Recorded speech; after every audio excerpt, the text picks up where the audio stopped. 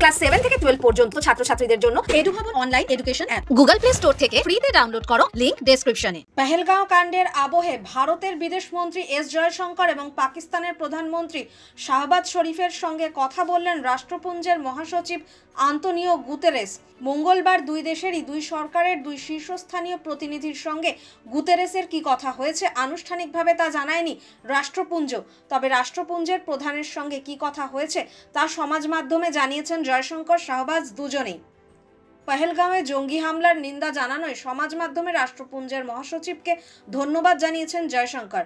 অন্যদিকে ভারতের অভিযোগকে ভিত্তিহীন বলে দাবি করে গুতেরেসের কাছে নয়াদিল্লির নামে নালিশ ঠুকেছেন শাহবাজ। কেবল তাই নয়, জম্মু ও কাশ্মীরের সমস্যা সমাধানের জন্য নিরাপত্তা পরিষদের প্রস্তাব মেনে পদক্ষেপ করার জন্য আর্জি জানিয়েছেন রাষ্ট্রপুঞ্জের মহাসচিবের কাছে। জয়শঙ্কর সমাজ মাধ্যমে লেখেন, রাষ্ট্রপুঞ্জের মহাসচিবের ফোন পেয়েছি। পহেলগাঁওয়ের জঙ্গি হামলার দ্ব্যর্থহীন নিন্দা করার জন্য তাকে ধন্যবাদ জানাই। তারপরেই জয়শঙ্কর জানান যে এই জঙ্গি হামলার নেপথ্যে যে ষড়যন্ত্রকারীরা আছে তাদের বিচারের আওতায় নিয়ে আসবে ভারত। কারো নাম না করলেও মনে করা হচ্ছে ইসলামাবাদকেই নিশানা করেছেন ভারতের বিদেশমন্ত্রী। গুতেরেসের সঙ্গে কথা বলার পর পাক প্রধানমন্ত্রী শাহবাজ লেখেন, আজ সন্ধ্যায় রাষ্ট্রপুঞ্জের মহাসচিবের সঙ্গে কথা হলো।